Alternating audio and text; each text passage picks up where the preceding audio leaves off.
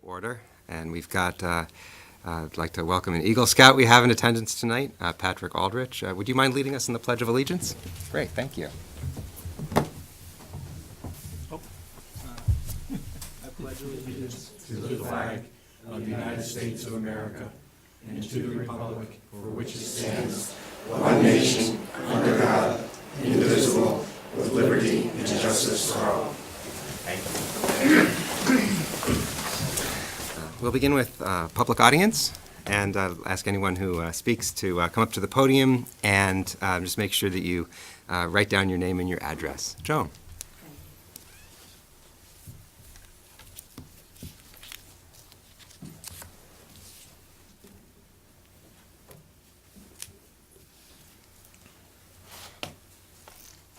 This is not part of my 5 minutes, right? No, of course not.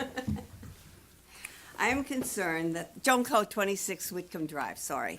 I am concerned that the Board of Selectmen have totally ignored the continuous special treatment the Simsbury Meadows Performing Arts PAC has been granted under the management of Town Manager Maria Capriola. The PAC, by its own admission, is a private organization, although they have privileges that only town services can and should provide.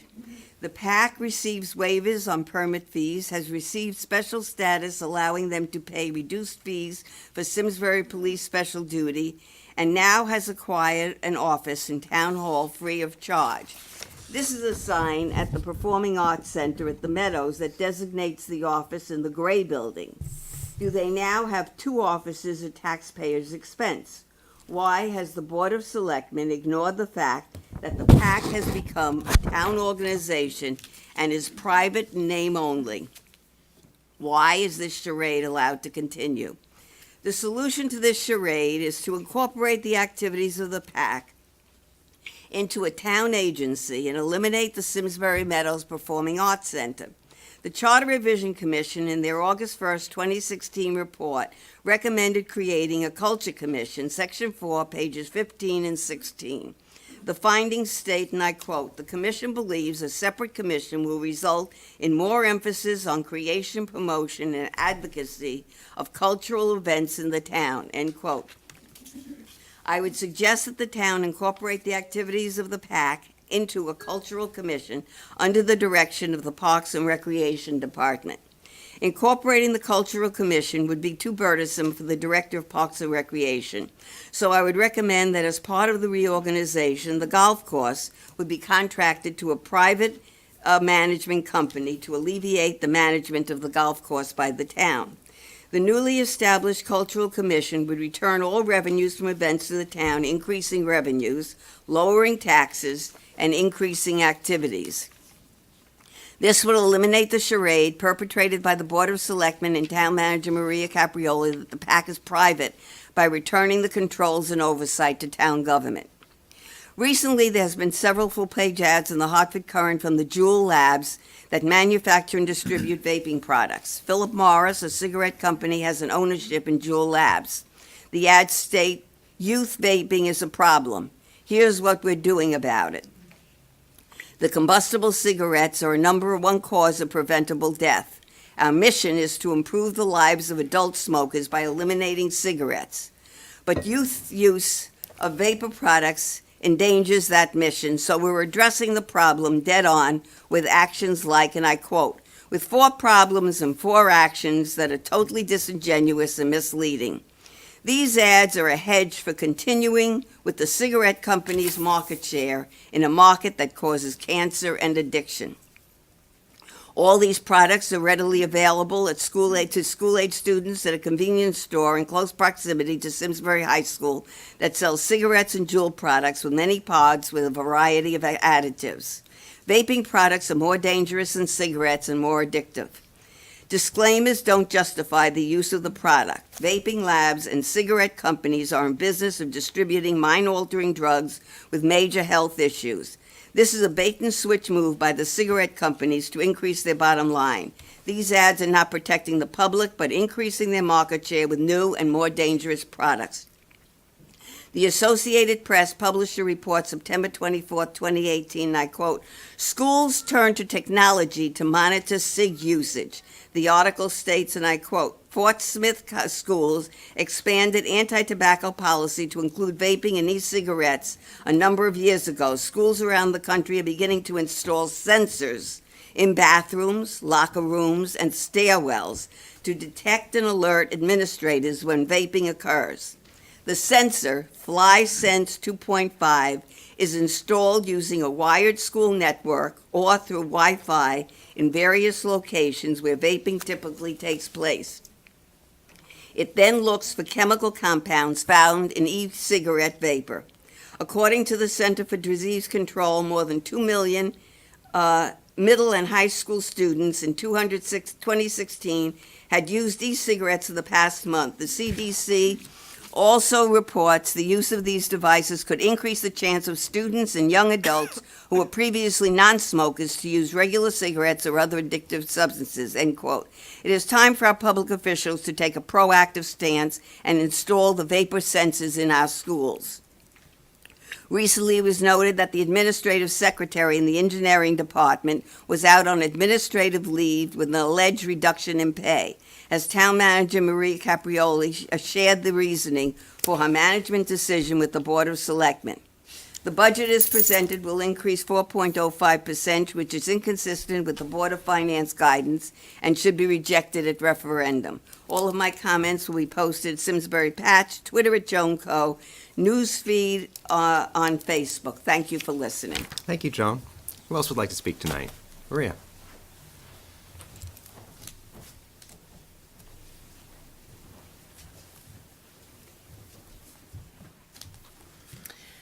Dear Board of Selectmen, my name is Maria Ecke, and I live at 8 Glenbrook Road, West Simsbury.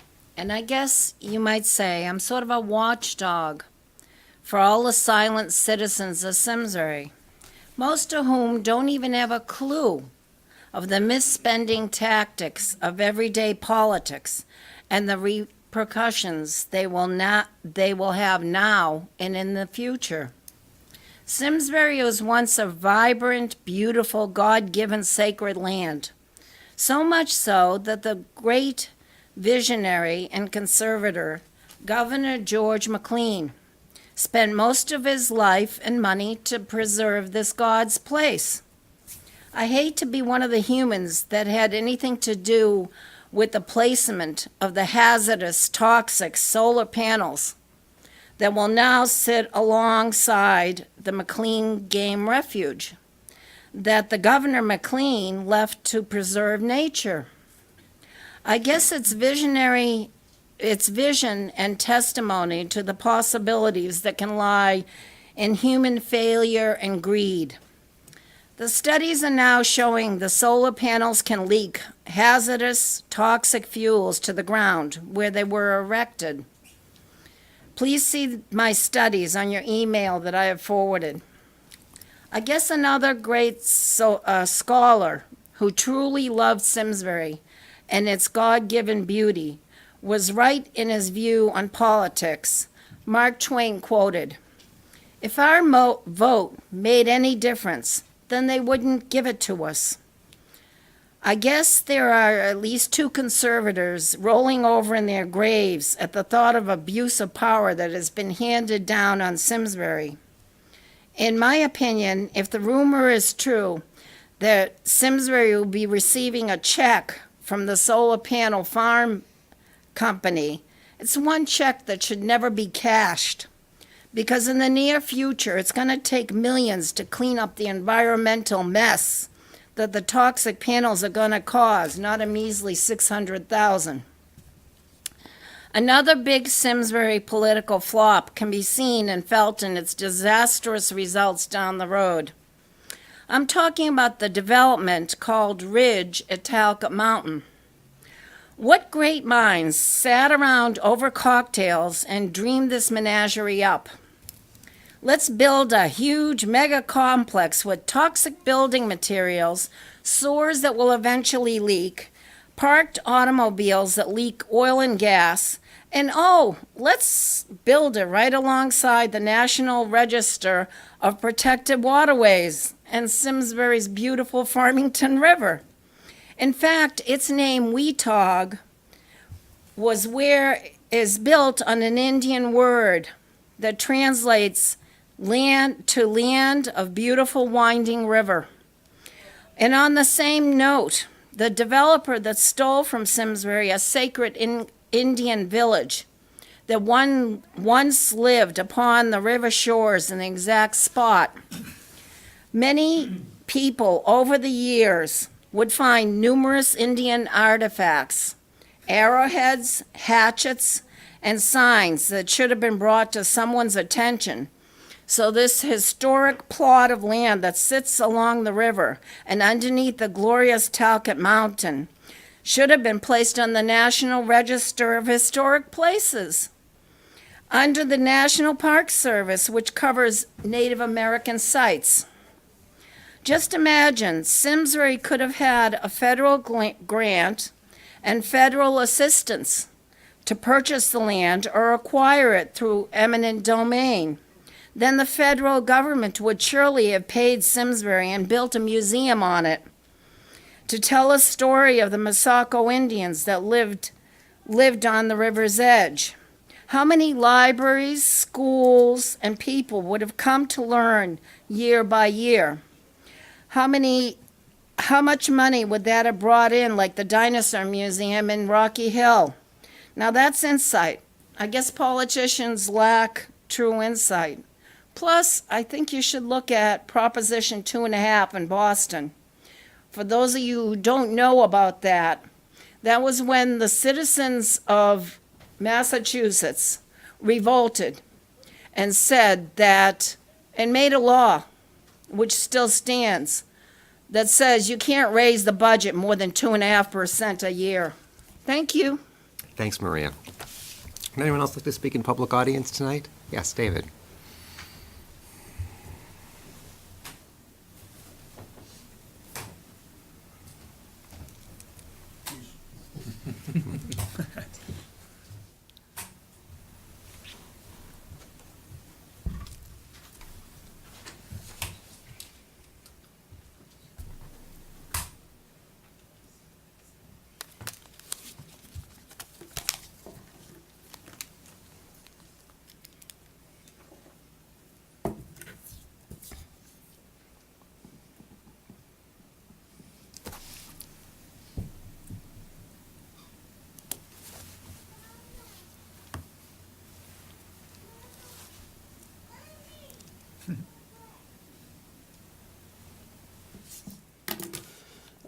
My name is Dave Balboni. I live at 13 Foxton Road, West Simsbury. I came tonight to congratulate the Board of Selectmen for finally rising to the occasion, the fact we got a 350th anniversary coming up for the town. I happen to be a citizen of the town for the 300th, which was 50 years ago. And at that time, the population was probably 10, 12,000. Now the population's 24,000, which shows some real growth. This has been a wonderful town to live in. And the reason I came tonight was I wanted to just encourage the board to expand the efforts for this one-year event. Now, back in 1930, in the 300th anniversary, we had guys grow their beards all over town, shave. We had a parade, big parade in town, and at Eno Memorial, we had a runoff for who had the best beard. I'm happy to report I came in third, but however, I'm still here, and the first and second no longer are, so I'm speaking for them. So having said all that, I would hope the board would consider inviting, obviously, the governor and his entourage to come to some of the events in the town. I also think, and there may be some objection to this, that because perhaps President Trump would even come, because I think this is the only town in the country that has at the center of the town a high explosive plant and, as you well know, a marijuana factory. So thank you very much. Thank you. Thank you very much. Anybody else for public audience tonight? Okay. Then we will move on to presentations. The first is a proclamation that's my pleasure to deliver for Autism Awareness Month. The month of April is Autism Awareness Month, and we've waited until now to celebrate it because of the fact that we didn't meet earlier in the month, but I'm glad that we can do it tonight. And for those of you who are wondering why Eno was blue, lit up blue this month, it's in recognition of autism, World Autism Month. So I will read the proclamation, and then Shannon Knoll is here, and she'll say a few words. So the proclamation is as follows.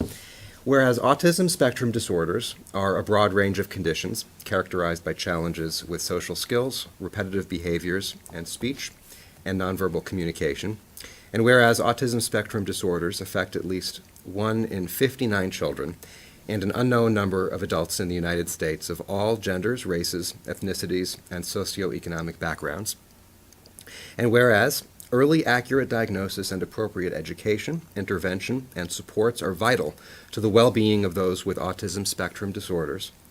And whereas persons with an autism spectrum disorder should have access to the care, services, and opportunities they need to be happy and to achieve their greatest potential. And whereas the town of Simsbury is honored to take part in the annual observance of World Autism Month in the hope that it will lead to more research and better understanding and acceptance of autism spectrum disorder. And therefore, I, Eric Wellman, do hereby proclaim April 2019 as World Autism Month in Simsbury to raise public acceptance and understanding of autism spectrum disorder, as well as to increase knowledge of the efforts that have been and are being made to support individuals with autism spectrum disorders and their families. So with that, I'd like to ask Shannon to come on up, and I will present this to you. Thank you very much.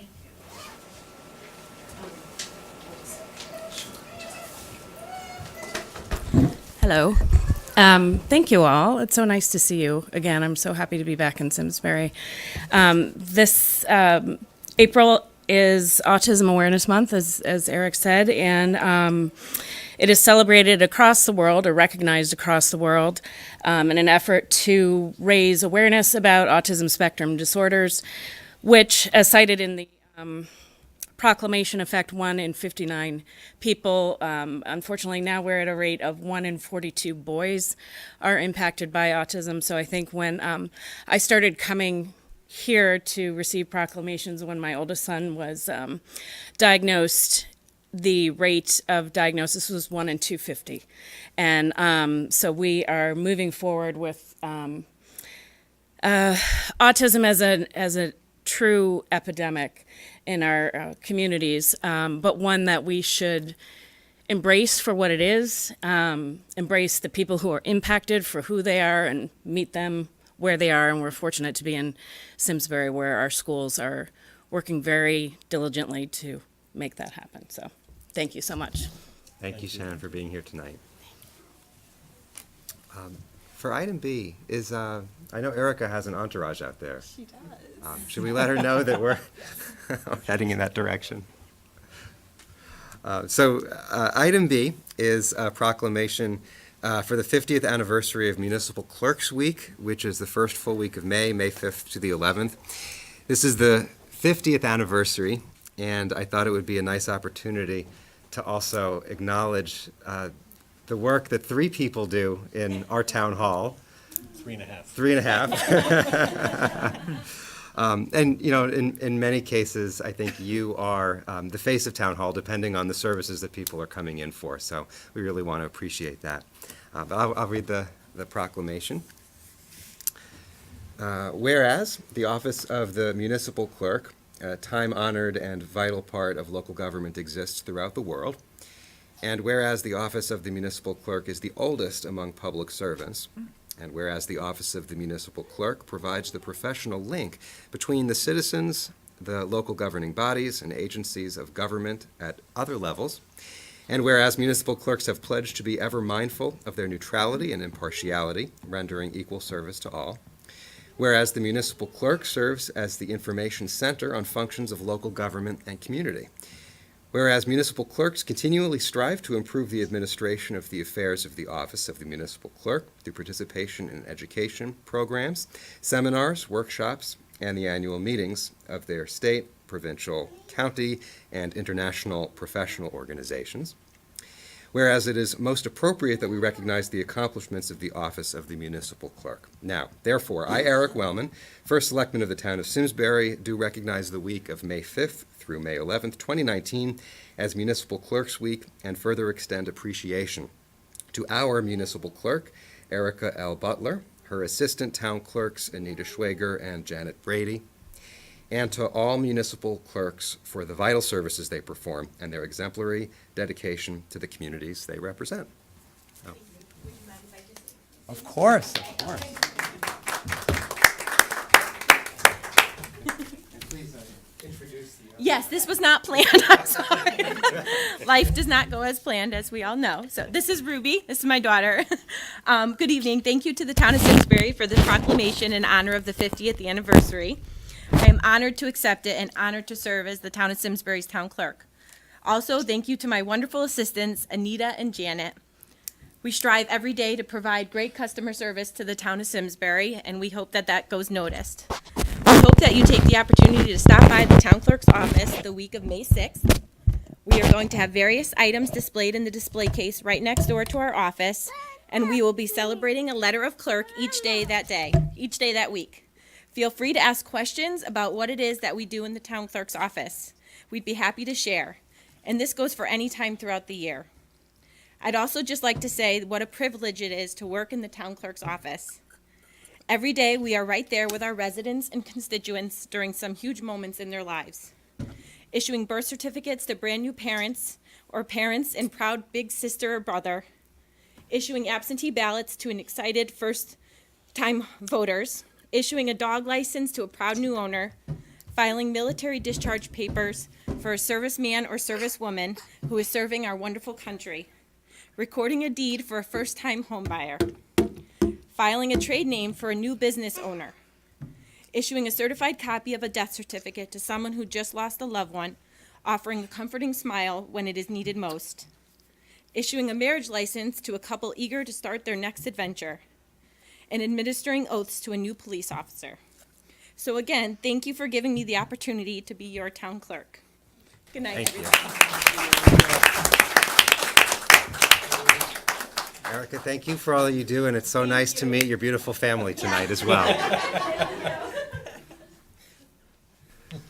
All right, we'll move on to item C, our third presentation and final one tonight, which is the Aging and Disability Commission, which is interested in establishing what we're calling a loan locker program, which is the lending of medical equipment. Alan, will you be presenting tonight? Alan Needham will be presenting. Here's the written proposal. So we're going to be talking tonight about the Simsbury Loan Locker, which is a program designed to redistribute durable medical equipment that otherwise is being wasted in people's basements and at the storage rooms at rehabilitation centers. So with me tonight is Ed LaMontagne, as good a partner as you could hope for in this enterprise. Not here tonight is Jean Miles, physical therapist, who's been invaluable in helping us understand the needs. She's coming up with cleaning protocols for us. She's terrific. I'd also like to thank the first selectman, Anne Maria, for being available to us, answering questions, giving us some advice and some encouragement, facilitating meetings, all of which is very much appreciated. I don't think without these people we'd have gotten anywhere. So the Loan Locker, as I say, is a program to redistribute durable medical equipment. I'll give you a list later of what type of equipment that is. Also here tonight is my wife, Joanna. Joanna's mother was Evelyn White, very popular at our house. And when she died, we were left with a lot of equipment and didn't know what to do with it.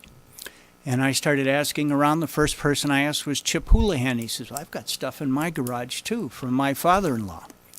And then I found out a lot of people have stuff in their garages. That McLean has a bunch of equipment they're happy to donate to us. It's just going to waste, and that makes no sense to me. So, the loan locker then is proposed to be a local source for used, serviceable, durable medical equipment. The loan locker is being formed to meet some of the growing needs of those in the community who are experiencing temporary or permanent disability. I think we're all aware that the over 55 population in Simsbury is growing. The DME will be loaned free of charge on an as-needed basis. Popular items such as wheelchairs may be loaned for a limited time. New unopened supplies such as medical gloves or bed pads may be available to give away. Volunteers will be drawn from the Simsbury Aging and Disability Commission, the Simsbury Granby Rotary Club, and the community, and I think Lions is interested as well. A 2015 survey from the National Health and Aging Study shows that at least 60% of seniors use at least one device, most commonly for bathing, toileting, and moving around. 20% use two or more devices. And just the other day, I was at my eye doctor's, and a nurse told me that her son, who's 22, was in a car accident and needed some devices. More people now are being cared for than ever at home. It's possible, it is time rather, that this service be provided locally. Now you might think that insurance covers all this. One person said, well, you just tell your doctor and he'll write you an order. Well, you can write all the orders you want, but your insurance, right, Mike? Your insurance is not going to pay for it. Medicare, for example, will cover one walking device every 5 years. At our house, we needed a different type of device, I'd say every 3 weeks, 4 weeks, something like that. There's no upgrades. So if they decide, well, you need a cane right now, but in a month, 2 years, 4 years, you need a walker, that's on you. For some families, of course, buying a walker is not going to be that big a deal, but there are people where it is a big deal. I would, again, go back to the argument about the waste. What sense does it make to spend anything on that when it's just sitting around being unused? Also, Medicare doesn't cover any bathroom equipment. So a partial list of items that we want to get our hands on is wheelchairs, walkers, wheeled walkers, knee scooters, slide boards, bed rails, reachers, grabbers, commodes, transport chairs, bath chairs, canes, adapted eating utensils. My wife's a speech pathologist, and I learned about that from her. There are certain utensils that are weighted in such a way that you can grip. There's certain types of dishes that have a high end so you can scoop food against it. Grab bars, canes. And as I say, there's a lot of waste. There's a large amount of equipment wasting away in basements, garages, storage areas, at rehab facilities. And as I said, McLean found out about our notion, and they're happy to give us a lot of stuff that's just sitting there. They don't know what to do with it. All donated equipment will be examined by our registered physical therapist. Thank God for Jean. Jean is wonderful. She's volunteered to do that. She will certify that it is serviceable and verify that the equipment is safe and in proper condition. We have developed, through Jean and others, a strict cleaning protocol in conjunction with professionals for donated equipment. This protocol will be taught to all our volunteers and be available in writing in our location. We're going to have a procedures manual that anybody can look at, and will have to. Rotary found out about our idea and immediately donated $500. Not being really accustomed to this kind of thing, I only asked for $500. I quickly learned I could have asked for more and gotten away with it.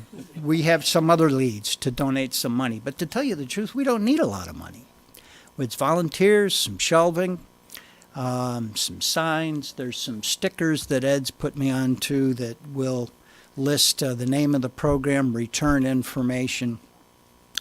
And the town of Simsbury, here's the best part, because everybody's saying insurance, space. That's on everybody's mind. It was on ours too. The town has agreed to incorporate the loan locker into the town's liability insurance at no cost to the town. As far as space goes, we have a great group of volunteers that I'm sure we're going to enlarge on, but we need a place to do this. We came tantalizingly close as recently as last week. Actually, a group came to us and offered us space unsolicited. That's not fallen through, but it is delayed. It's new space, and they want to wait until the building is built. It's an ideal situation for us, and it's only a few months away. Nevertheless, if anybody hears of a space until then, we'd sure like to hear about it. I'd like to get those 10 items out of my garage just like you would. So we need a centralized location to drop off equipment. That'll be by appointment, by the way, so people just don't abandon it by the door. It will be segregated and then cleaned. We'll have cleaning days is our notion. All we need is about 500 square feet, which is roughly a one-car garage. And how do I know that? Well, I don't know that, but I think that's true. I've visited other programs that are about that size or smaller, and they seem to do okay. The space that we need doesn't have to be finished or furnished, as that says, but access to water would be helpful to assist us with the cleaning of equipment. We can refuse certain items, things like those power recliners that help you stand up. We're not going to take anything that's upholstered, anything that's motorized, anything that's in poor condition, anything that's stained or soiled past the point of being cleaned. Why? Because it's too hard to clean, too big and heavy, too hard to store. We don't anticipate delivering equipment. You'll have to come pick it up, but I'm reasonably certain with the kind of people that I think will volunteer for an enterprise like this, we'll find some people to make some exceptions, I think. So that's mostly what I wanted to talk about, and I'm happy to entertain any questions. I just think this is a good idea. I think it's a quality town. I think this is a quality thing. I think the two go together. So, what do I need from you? Not much. Thank you, first of all. Oh. I just wanted to add a couple other things, if that's okay, because I know Sure. the question's on their mind. So one question is, what is the ask of town staff? Yep. So my understanding, and correct me if I'm wrong, this would be really run day-to-day by volunteers. Correct. With some potentially ad hoc support from staff. Is that, Maria? Yes, that's correct.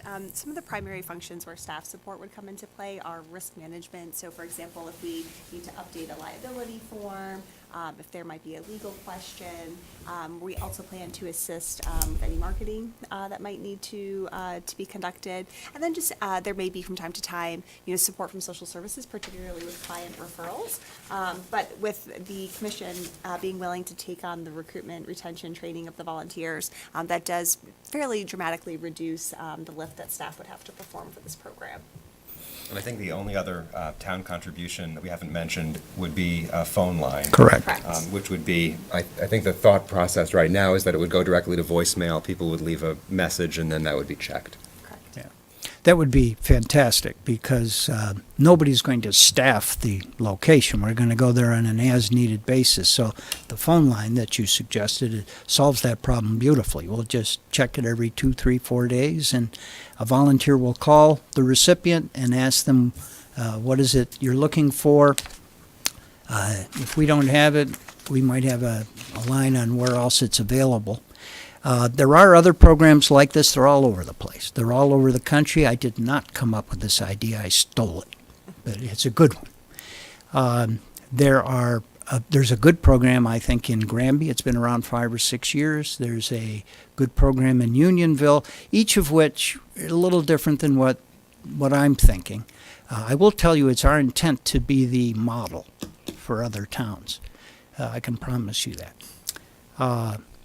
So the recipients then would be contacted by, I'd put out an email, and others like me would put out an email and say who's available on a Thursday or Tuesday afternoon for Mr. Smith.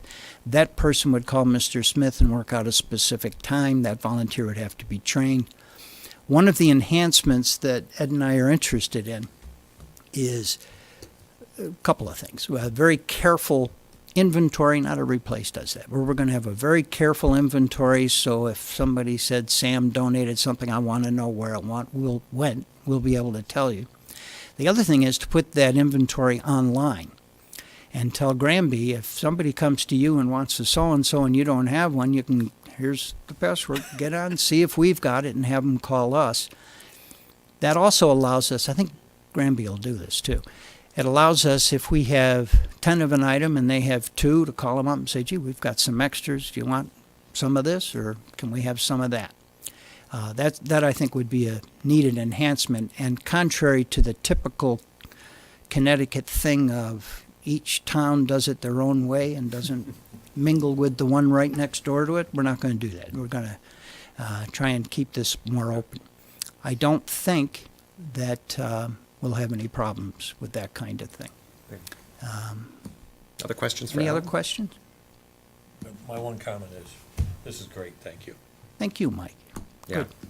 I appreciate this. So my family, my father, as many people know, had a disease that was a slow progression. That he had a lifespan of 2 years, ended up being 8 years. So over that period of time, the amount of medical equipment that we went through that had zero coverage by insurance was pretty catastrophic to my mom, specifically her finances. So something like this is, as there's people throughout our community suffering quietly with these, bearing these kinds of costs. So this is true human compassion at the local level, and people stepping up in whatever we can do to support you.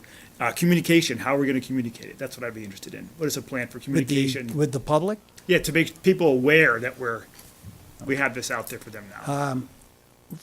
My first thought is we're going to write to all the rehab agencies in the immediate area. That's how we got onto, we borrowed some equipment from Unionville, and a social worker at Mount Sinai, was it, Joanna? Somewhere. Put us on to the Unionville program. And we needed something.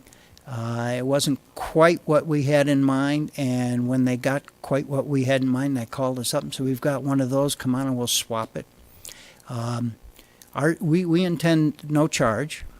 I'm not concerned about residency, frankly. Somebody asked me once, what if somebody steals the equipment? And the answer is God will get them. I won't, but God. Right. Any other questions? Reservoir. Thanks, Joe. Thank you, Al. Okay. This is fantastic. Thank you. Yeah, all. so seriously, there's a lot of people I want to thank, but certainly Alan and Ed and the Aging and Disability Commission, Kristen, because I know your department is going to help support this, and of course, Jean, for the guidance that you've provided. Appreciate it.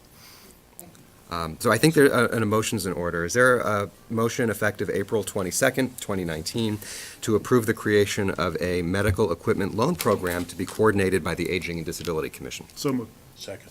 All in favor? Aye. Any opposed? That motion carries. Great. Thanks, Alan. We're going to move on now to the first Selectmen's report, and I'll begin with a reminder that tomorrow the Board of Finance will be holding its second public hearing on the budget, likely the last chance for the public to comment before it goes to referendum on May 14th. Tomorrow's meeting will be held at the high school, starting at 6 p.m. A couple items. Library at 6 p.m. Yep. Thank you. Got to make a note. A couple items under the Planning Department. McLean's filed a text amendment application with the Zoning Commission for the construction of a new independent senior living facility within the campus. The proposal is a 4.5-story structure to be constructed with 78 apartment units that will be independent senior living. Also, 200 Hot Meadow Street, which is the former Hartford property. There's road work associated with the project that's anticipated to start this week. The road work is associated with the Connecticut Department of Transportation approval for the project. I'd like to welcome the following businesses to town. Selma Grill will be moving into the 1820 house. That's the space formerly occupied by Metro Bis. Luscious Breeze LLC Day Spa to 10 Jim Gallagher Way. And Tyler English on relocating his personal fitness business to 141 West Street. And I'd like to congratulate the Simsbury Chamber of Commerce, which is moving into a new home in the Cannon Building, 720 Hot Meadow Street. An open house is scheduled Thursday, April 25th from 5:30 to 8 p.m. That's this Thursday. On March 28th, 2019, the Connecticut Siting Council approved the development and management plan for the 26-megawatt solar farm off Hoskins and County Road. The town reviewed the development and management plan and determined that the plans conform to the stipulated agreement. I think conform is the word I wanted. Last week, a building permit application was filed for the construction. The contractors have mobilized and started some of the site work associated with the project. According to the development and management plan, the project is anticipated to be completed in about 8 months. Planning Director Mike Glidden and Town Engineer Jeff Shea will provide the Board of Selectmen with an update by way of a presentation at one of our meetings in May. An update on Climax Road. The affordable housing development for the construction of 19 homes at 80 Climax Road was under appeal. The Superior Court judge remanded the application back to the Planning Commission with 3 areas of concern.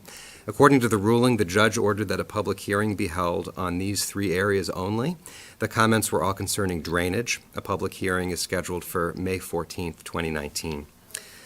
May is Bike Month, and I'd like to highlight a couple of dates for bike/walk to school days that month. May 8th for Tooten Hills, May 14th for Latimer Lane, and June 7th will be Squadron Line. You can find the full lineup at simsbury.bike. I'd like to thank the AARP Tax Aid, the Simsbury Library, the Senior Center, and all of the volunteers who gave their time to assist members of our community with their taxes. Nearly 200 tax returns were completed during that time, free of charge for Simsbury residents. Lastly, the Simsbury Grange and Green Monster E-Cycling are co-hosting a recycling event on May 11th from 9 to noon. It'll be at the former Andy's Market, 836 Hot Meadow Street. Almost anything with a cord or a battery is accepted, things like televisions, computers, printers, stereo equipment. Items not accepted are things like air conditioners, washer dryers, refrigerators, vacuums, and microwaves. Members of the Simsbury Grange will be assisted by local students, including Boy Scout Troop 76. Town Manager's Report. Great, thank you. Adding to Eric's update on the budget, we will need to have a special meeting of the Board of Selectmen this week. It will be held on Friday morning, April 26th. That will be at 8:30 a.m. here in the main meeting room of Town Hall. We are anticipating that the public hearing on the budget is likely to close on the 23rd. And then per charter, there are a few procedural items that the Board of Selectmen needs to do to officially set the referendum date and to officially set the budget going to referendum. So we will have a call-in number available for those members who are unable to attend in person, and that number has been sent through email. Regarding the delegation of open space stewardship and land management duties, if you'll recall, at your last meeting, you did refer this matter to the Conservation Commission. They have requested additional time to review the referral, and we do plan to report back to you on this item at your May 13th meeting. For department news and notes, a reminder that the annual Hometown Hero Ceremony will be coming up Wednesday, May 29th. That will be held at 4:30 p.m. at Ena Memorial Hall this year.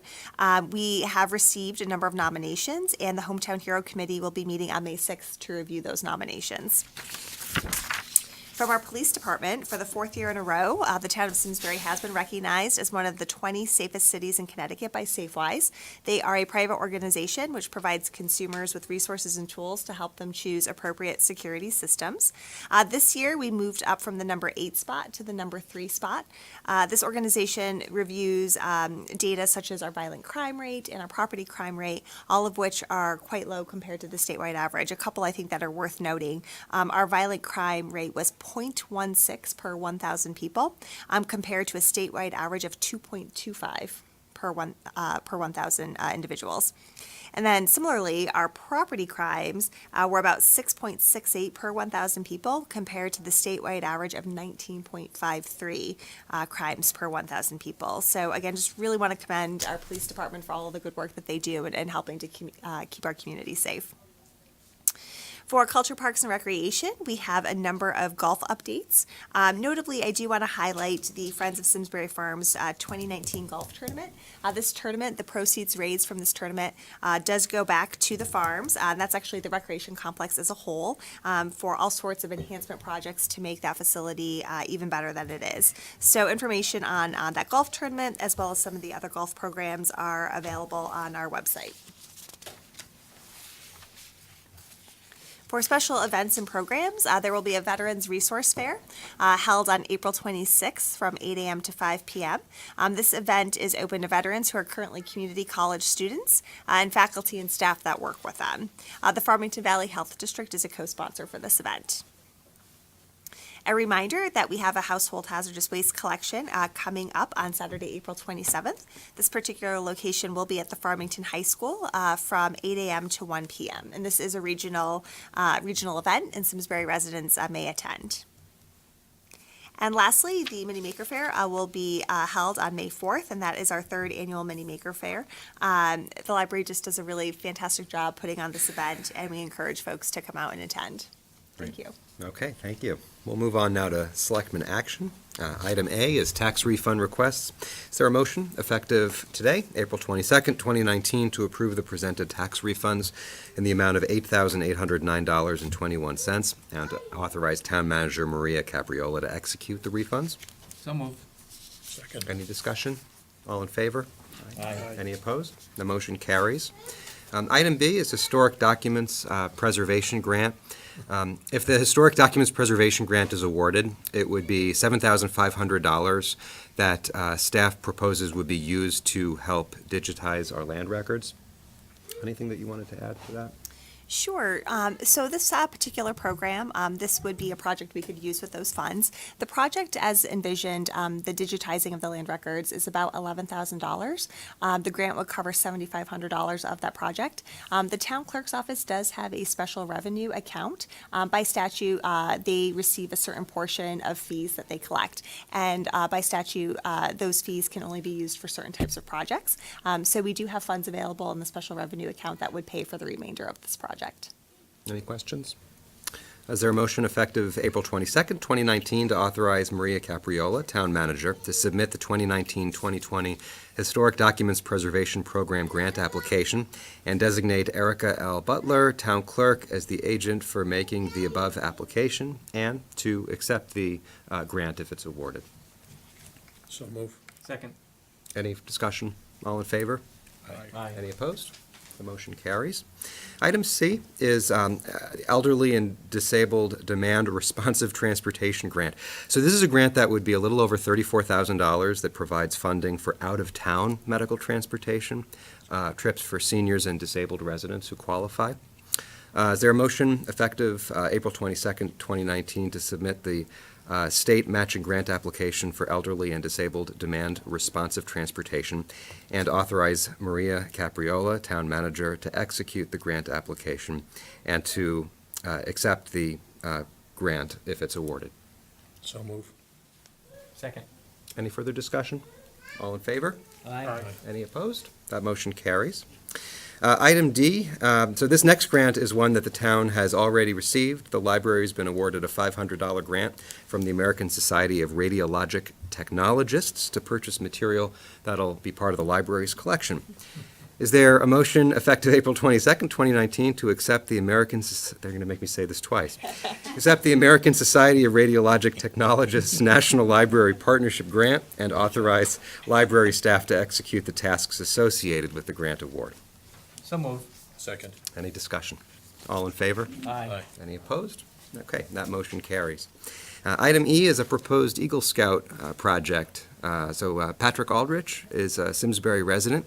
I'll ask you just to step right up to the podium. So his Eagle Scout project is proposed for the community farm of Simsbury, which is run by Gifts of Love. If you, in fact, go through with this project, you're going to get a crash course in land use commissions because it has some complication, but I commend you for taking it on. So if you don't mind, would you just want to explain a little bit about what you're proposing to build? So my name is Patrick Aldrich. I'm a life scout for Troop 175 in Simsbury. I'm doing a project at the Gifts of Love farm in Simsbury. The project will be an 11 by 15 foot structure, about 8 feet tall, and will provide a shaded area where campers can still learn outside and stay cool. I have chosen this project because I wanted to be able to help the younger members of our community who attend camp there in the summer learn about the farm in an outdoor environment. This way they can get a better experience learning about plants and their environment outside instead of inside the classroom and stay cool. Great, thank you. Any questions? Great, thank you very much. Is there a motion effective April 22nd, 2019 to support the Sun Shelter at the Gifts of Love Farm Eagle Scout project as presented, and to accept the donation on the condition that the project is approved by both the Planning and Zoning Commissions? Second. Any further discussion? All in favor? Aye. Any opposed? That motion carries. Thank you very much. I just want to say that the Scouts do so much around Simsbury, but especially as you go to Gifts of Love Farm, there are so many things that that just fit into the natural landscape there that would not exist without the Scouts, so thank you. Thank you, guys. Thanks a lot. Item F is a request for a temporary liquor permit fee waiver for the Burgers on the Bridge fundraiser. The fundraiser is scheduled for May 29th, and the Flower Bridge Committee is requesting that we waive the fee, which is $180. That would be consistent with past practice, and it's something that I'm personally supportive of because they are raising money to support a town asset, the bridge. Any discussion on this item? No, I think anybody that's been down there to see the work they've done, not so much this year because they're about to take a hiatus while we rebuild everything else, hopefully. It's gorgeous. Yeah. Is there a motion effective April 22nd, 2019 to approve the temporary liquor permit fee waiver for the Old Drake Hill Flower Bridge in the amount of $180 for the 2019 Burgers on the Bridge fundraising event? So move. Second. Any discussion? All in favor? Aye. Any opposed? Okay, that motion carries. Item G, so these next are proposed public gathering permits. The first one is for a volleyball tournament that would be taking place on August 3rd and 4th at Simsbury Meadows. Is there a motion effective April 22nd, 2019 to approve the public gathering application for the Connecticut Volley Dig Tournament as presented and to authorize the issuance of the public gathering permit? So move. Second. Is there any discussion? All in favor? Aye. Any opposed? That motion carries. The next one is for September Fest, which is a 3-day event this year scheduled to take place September 6th through the 8th, also at the Performing Arts Center. This year's event will include a fire truck parade on Iron Horse Boulevard in celebration of the fire department's 75th anniversary.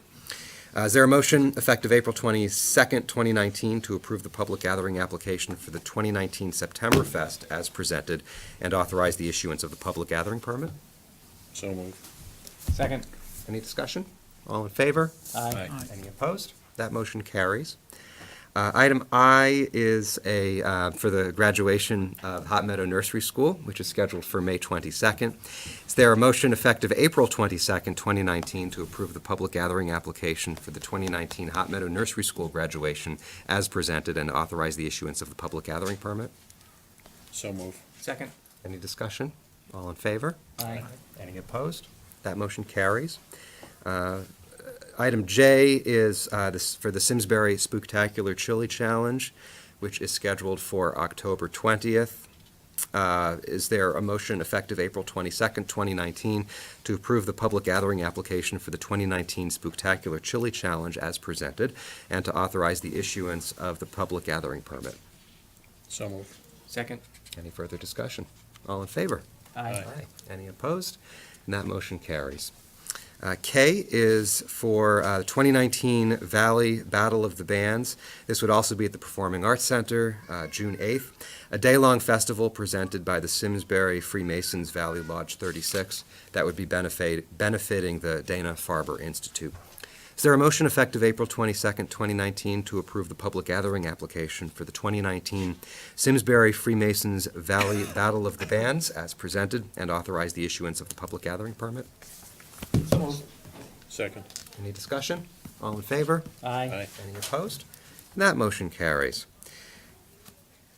Item L is, so CROG is currently soliciting proposals for municipal transportation projects that would be funded by the Transportation Alternative Set-Aside and ultimately funded with federal money.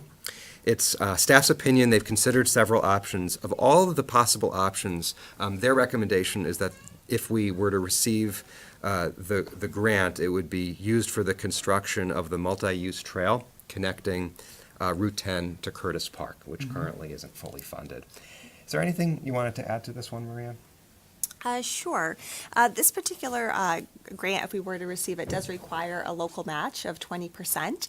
We do have some existing funding in place that could be used for the local match. One was a grant we had received, I believe, from DEEP. Is that correct, Jeff? And then the second was a capital project funded for bike paths in fiscal 16-17. So again, in the event that we were to receive this grant, we do have sufficient local funding that already exists and is in place that could be used to meet that local match. So there wouldn't be an additional budgetary implication for us. Any questions on this? Is there a motion effective April 22nd, 2019 to submit a proposal and funding request to CROG under the Transportation Alternative Set-Aside solicitation to fund the construction of approximately 3,700 linear feet of a new multi-use trail along Terriffill Road and to authorize Town Manager Maria Capriola to execute the application documents? Second.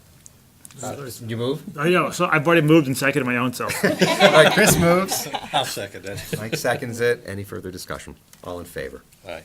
Any opposed? That motion carries.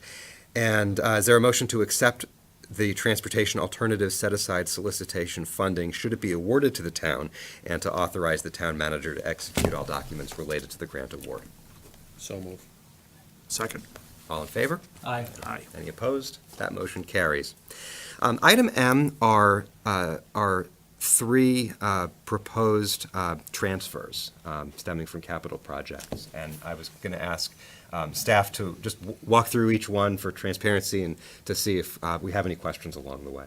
Sure, thank you. And I may at times ask our finance director to jump in on this particular agenda item. So we have two existing capital projects that were funded in previous fiscal years that we do not have sufficient funding to complete the projects as envisioned. One is the Public Works garage improvements. So there are a number of improvements needed at the building, including an expansion of the facility and renovation of the facility. What we're proposing, the project is about $250,000 short. We do have a buildup of fund balance within the Town Aid Road account. What we've also done in the analysis is we've provided you with what that current fund balance looks like and what it would look like if we were to appropriate expenses to Town Aid Road. We cannot use Town Aid Road to pay for the garage infrastructure improvements. However, Town Aid Road can be used for things such as the purchase of salt and paving. So what we're proposing is that we essentially reallocate fiscal 18-19, so current year salt expenditures as well as some paving expenditures to Town Aid Road. That would then free up operating budget dollars that could be reallocated to the capital project. So that is one proposed transfer. Any questions? Okay. The second proposed transfer is for the 1 Old Bridge Road Park project. Again, the concept plan was approved by the Board of Selectmen in 2016. We recently did put that project out to bid, and with what we are now looking at for cost for that project is also short. What we are proposing are 3 potential revenue sources to close that gap. I do also want to note that given the nature of this project and the fact that we had to close the Flower Bridge in order to construct the park, I think it's really important that we keep to our construction timeline. So again, we have 3 potential proposed sources. One is that we received, if you'll recall from your last budget status report, about $120,000 in funds from FEMA. That was actually associated with the 2011 storm. And those were not funds that we were anticipating receiving. So we are proposing that that money be allocated to the Flower Bridge project. There are also a little over $20,000 in costs associating with mill and overlay improvements to the section of that road. We have reviewed this matter with the trustees of our Horace Belden Trust. Horace Belden Trust funds can be used for paving, and we do have a fund balance in that account at the moment, and the trustees have expressed an interest in us showing a plan for reducing the fund balance. So again, this particular proposal was something they were supportive, so we are proposing that we use $20,410 from the Horace Belden Trust to do the mill and overlay work associated with this project. The third potential source that we're proposing to close the gap in funding is that we transfer an amount not to exceed $25,000 from our Greenway Improvements account. Something that we have learned is that this project is very important to our cycling community. There are going to be portalets, water fountains, bicycle racks, park benches. It's very close to the trail. This is a project they have been very supportive of, and we think will complement the trail network nicely. So again, those are the 3 potential transfers that we are recommending for this project. And then lastly, I do just want to also note that, as you'll recall, this predates me somewhat. There was a FEMA grant that we had received, a little over $41,000 to help with demolition costs associated with the property. That particular grant requires additional review by FEMA and DEEP in the permitting process. If we do not ultimately accept and use those grant funds, we have all permitting in place to be able to proceed with the project right now. We did submit this information back in August of 2018, and we are still waiting on the approvals. So again, in order to keep with the construction schedule, my recommendation at this time would be that if by the time we're ready to award the contract and we're ready for construction to begin, if we in fact still don't have the approvals from FEMA, that we essentially say, thank you, but no thank you to the grant, and that we would proceed without that $40,000 in FEMA money. I would like to try to hold off as long as possible, because if we can use that money, that would be wonderful. But at the same time, we've also been waiting on the approvals now since August of 2018, and again, given the nature of having to close the bridge, we don't want this grant to hold up the project. So what we have proposed for you would incorporate, the transfers would cover that essentially $40,000, anticipating that we won't receive the approvals in time. The third project that is a capital project transfer request we are recommending is a land record consolidation and vault improvements. So one item to note with our vault is that our vault currently has carpet in it, and carpet is flammable, and that is actually against code, if you will, in our records management world. So this project would take out the carpet, the flammable carpet, and would put in a different type of flooring material. We also are running out of space for records that we are required under our state records retention laws to maintain as part of our permanent collection. Quite a bit of this are records in the vault that the town clerk is required to maintain, as well as certain land records, building permit records, et cetera, that the planning and engineering departments are required to maintain. There is something called high-density shelving that will help us to be able to properly store those records in a more efficient manner. So this particular project is something that the Town Clerk Special Revenue Fund could be used for. It's called the Town Clerk LoSiP account. Again, there are very specific uses by statute for which that money can be used. And the vault project and the high-density shelving units, those are permitted uses under that particular funding. And that if we were to use that funding for this project, that would still leave a balance of just under $67,000 in that particular account. So that account is in a very healthy position to be able to fund this project. Okay. Thank you. Any questions? There's a lot of information there. Yeah. I think it's all good things that we should try to follow up on. It would be nice if DEEP and FEMA could get their act together but we don't have control over that, so Yeah. hopefully our fallback or the motion, the way I read it, is covers ourselves either way, so I think that's a good thing. Yeah. I'm going to see if there may be political pressure that we can bring to bear to get FEMA to respond in a timely fashion, just because it's a lot of money to let walk out the door. Okay, any other questions before we move to the motion? Okay. So do we, as I remember voting, I mean, we specifically voted on accepting that grant from, last summer, for this never-ending, ongoing, project. So do we have to actually undo that formally? If it looks as if we're going to proceed ahead on our own, just from a So I formality? believe this particular grant was associated with the acquisition of the property. Was it 2016, Jeff? Yeah, it was for demolition. Demolition of the bulwark and stuff and all that, yeah. Correct, right.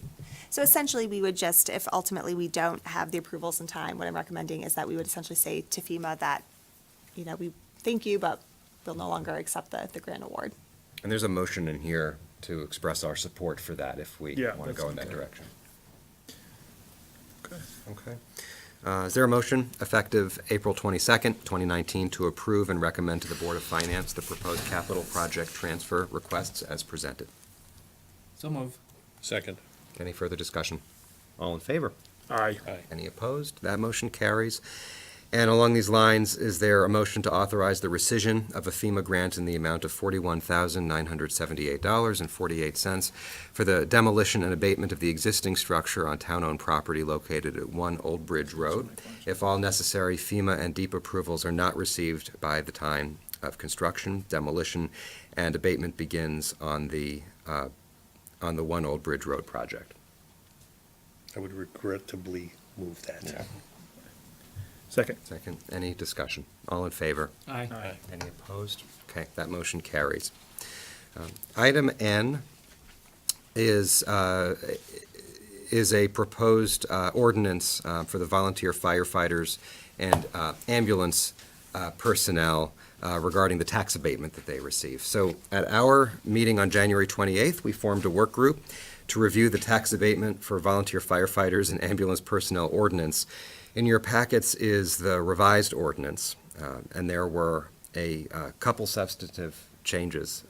Could I ask you just to highlight what those are for transparency? Sure, absolutely. So one of the substantive changes is actually to correct a Scrivener's error.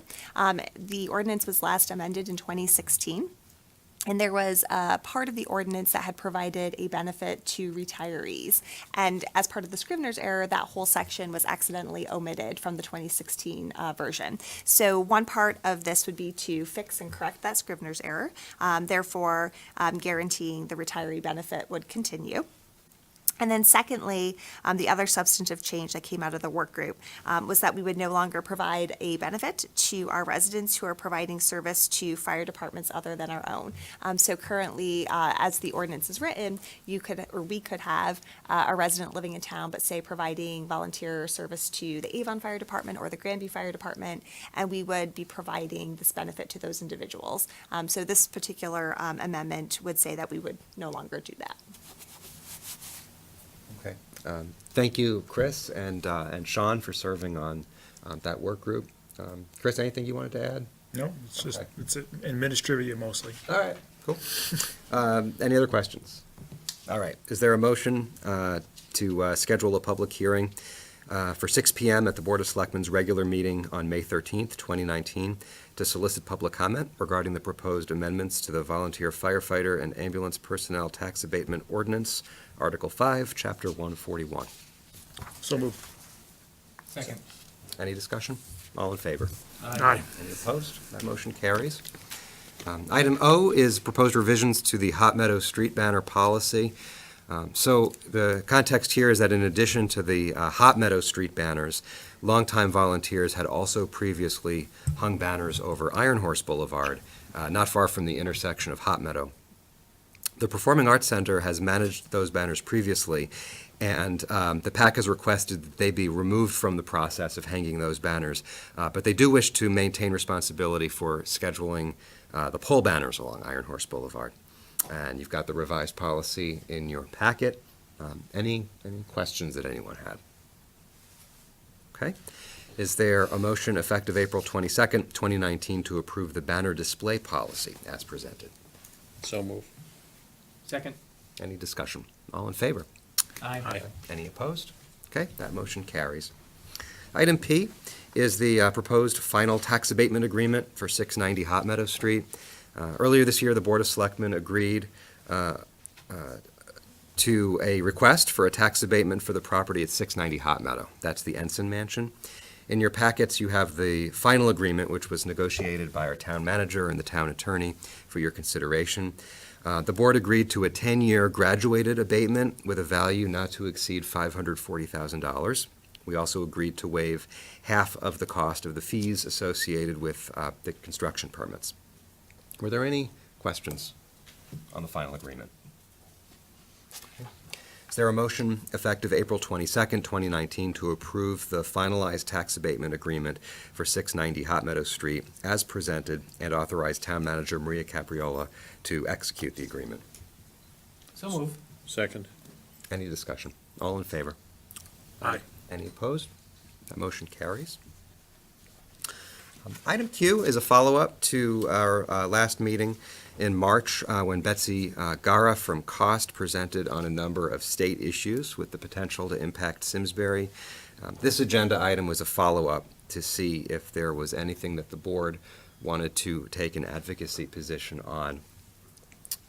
So I wanted to just use this time to discuss, I think, a related issue which has reared its head, which is bears. Since they've woken up from their hibernation, our police have been, dealing with a number of issues.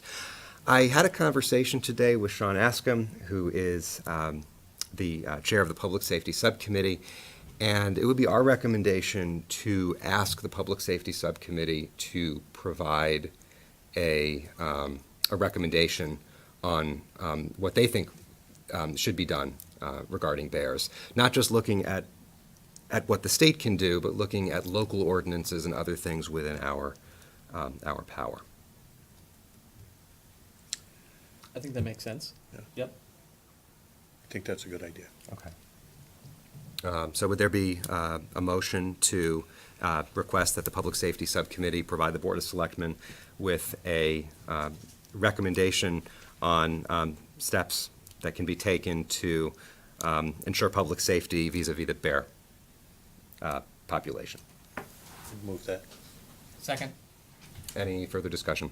Just a question, Eric. Yeah. So that's not limited to looking at what's under local control. Will they be exploring recommendations for legislation and everything as well? Is the scope to include that? I would want the scope to Okay. include that, but I also think we have a fundamental issue, which is that I think that there is a genuine public safety concern, and it's not enough to say that this is a state issue, our hands are tied. We have an obligation to protect our residents. So I'm interested in what our chief of police and the others in law enforcement would recommend that we consider. And I think to your point, it's not just, it's way more than just a local issue. So looking at what all of our options are, I think is a good idea. We don't want to necessarily build a wall around Simsbury, but at the same point, we want to protect Simsbury as best we can, but look at what all our options are. So I think Okay. that's a good idea. So the motion has been made and seconded. Any further conversation? All in favor? Aye. Aye. Any opposed? Okay, that motion carries. The other issue of state interest that I think could have a significant impact on Simsbury is the proposal for a $15 minimum wage.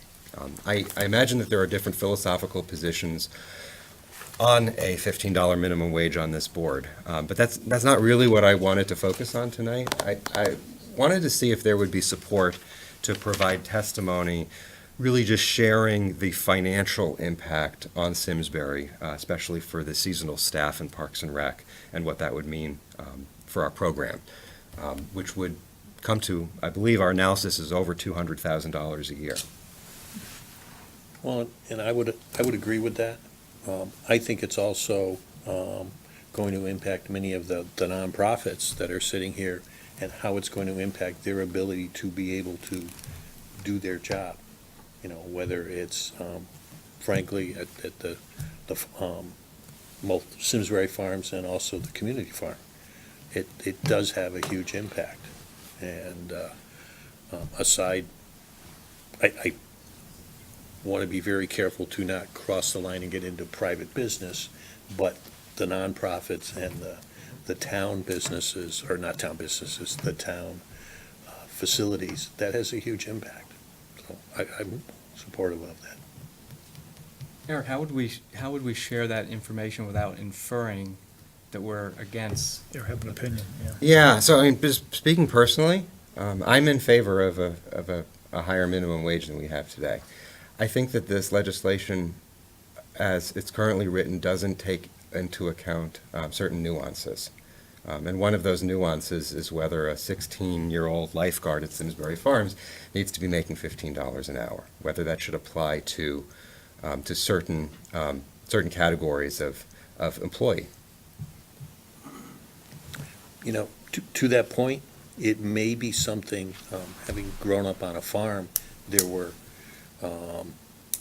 minimum wage and then there was farm minimum wage. And again, I don't remember the exact legal categories, but that may be a way to approach this. I don't know, I don't remember the detail of the legislation, but that may be some way to possibly address it. Yeah, I do think, Eric, that's beginning to get into a specific recommendation and proposal. Yeah. It begins to get relatively complex pretty quickly. I mean, I wouldn't want to be fashioning a recommendation Exactly. that doesn't really understand the legislation, understand the nuances. So to me, there would be a fair amount of analysis that would go with that. Agreed. I think my recommendation tonight, and I don't think we need this board's approval, so it's more of a informed, but I would welcome your input, is just to factually share the financial impact that this would have on our town. And that's a letter that I could write, that Maria could write, and it's not for or against. It's, to me, this is just providing them with information about how decisions they make may have an unintended consequence. So almost more of an informational point of view, for lack of a better detail. And I think Chris's point is very good. I think we do need to be careful to not get caught in the middle of it should be X or Y. But Right. Here's the impact it's going to have on the town of Simsbury and the residents and the various town. I mean, I don't know where we're going, but I almost drifted off there, I'm sorry. But the reality is, if we just do a study and we make if we make a position and we make a statement of what the impact is, that's basically making a statement by its existence. So to me, we're going to be elevating a study that illustrates the impact, which is therefore impact is statement to me. So I don't really what is our ultimate goal through that, because I don't know where we're going. Well, I guess here's what I'm hearing. I would agree, Chris. Presenting the data is, in essence, presenting a position. I know technically it isn't. I think part of what I'm hearing, Eric, is maybe, the thought is carving out specific types of positions, that is something that might be important to the local communities. I'd rather deal directly with that type of proposal than, to me, it's a convoluted way to kind of get to the conversation relative to just presenting data. I mean, if there is someone who really believes there should be a carve-out for certain types of positions that currently isn't in the legislation, I would suggest that we should take a look at that if that's what someone's proposal is. I don't know if that's kind of really what you're advocating, or you're ready to advocate, or... Yeah, so this one, honestly, I really wanted to get input from this group on what to share, if anything. What I shared initially was my initial thought before having come in here. Right. So I'm hearing some hesitancy to want to provide that data, at least from the Chris's. Am I Yes, hearing that for me. correctly? Yep. Yep. Okay. I'm less opposed to that. I think it's a very valid point, that being aware, not get caught up into trying to explain it and then suddenly find out you're advocating a position. But I think being able to articulate the impact on the town of Simsbury and their ability to offer these services at the farms, at the pools.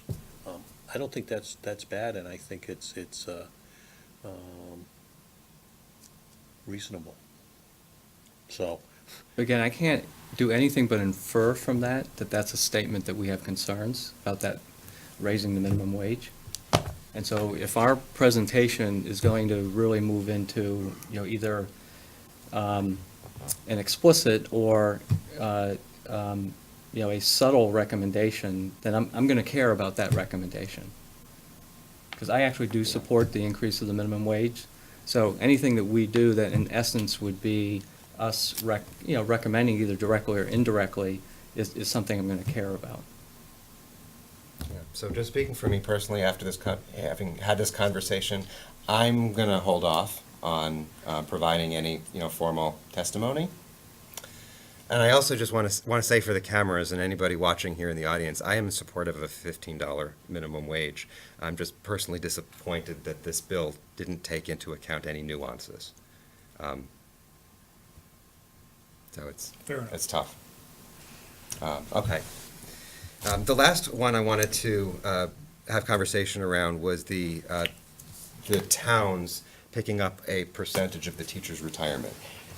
As I believe you know, that at the moment has been taken off the table, but it's not really off the table until things are finalized, likely at the beginning of May. I spoke with our state representative, and it sounds like it would be helpful for at least the first selectman or this board to provide testimony that we in fact would like the state to continue to shoulder the full cost as opposed to passing that along to the towns.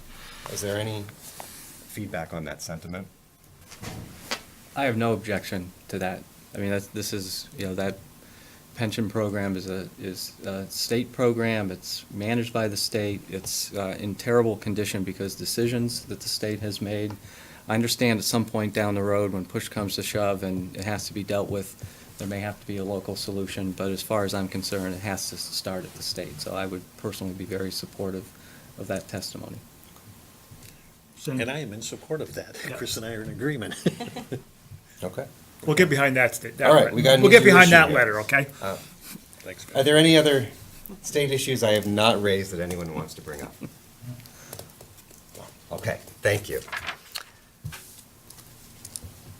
And that takes us to Q. Okay, moving on finally to appointments and resignations. Item A is the Simsbury 350th Celebration Committee. We have a proposal tonight to form a steering committee to support Simsbury's 350th celebration.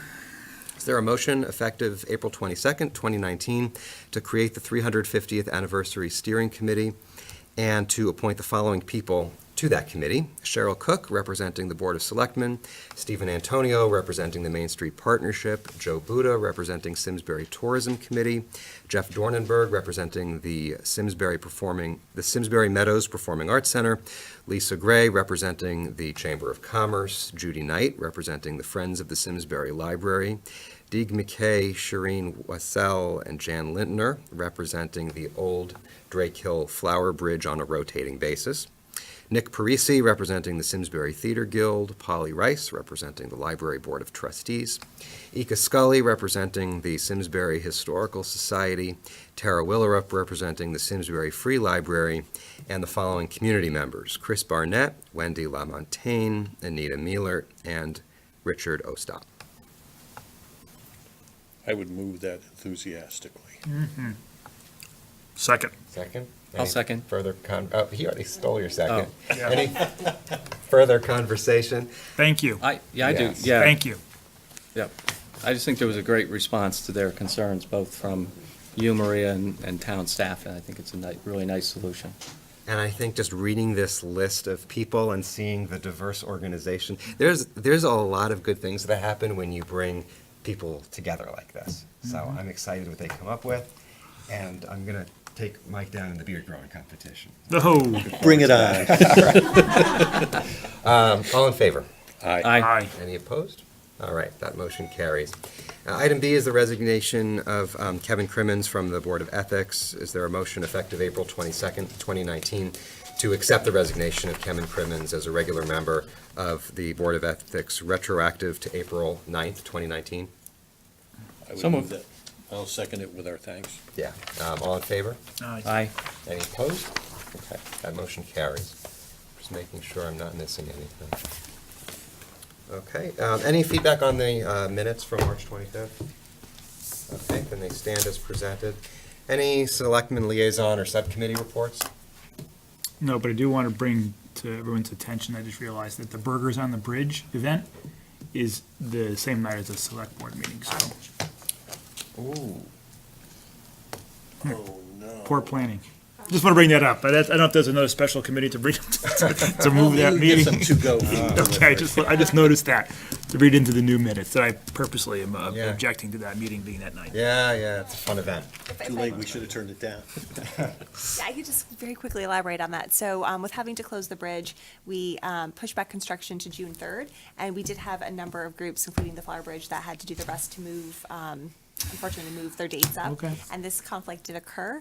I was thinking about this recently, and we could maybe talk about it a little more, but, perhaps we could bump up the Hometown Hero ceremony maybe a little Same earlier day. in the afternoon. Same day, To too, try to yeah. at least create a window, because I know how important that Burgers on the Bridge event is to so many on the board. And, even if we can just create a small window where folks can, go over for a bit to support them. But we can talk a little bit about. We can have the meeting there, We could have on the that bridge. meeting. We could. Way to bring democracy back. Is it the So- burger on the bridge or the beer on the bridge, which is more Beer your is- issue? Yeah, I mean, you know how shows Come on, we have move around, standards, guys. So, and community outreach. Okay, so other than Chris's objection, any other subcommittee reports? Okay, anything under communication anyone wanted to raise? So one of the communication items was Ed Lamontagne's Aging and Disability Report on everything that that committee is doing. And thank you for providing that, by the way, really impressive. We know our town in general is aging, and the work that you're doing is really important, and I thank you for it. Anything else? Okay. Is there a motion to adjourn? So move. Second. All in favor? Aye. Thank you, good job.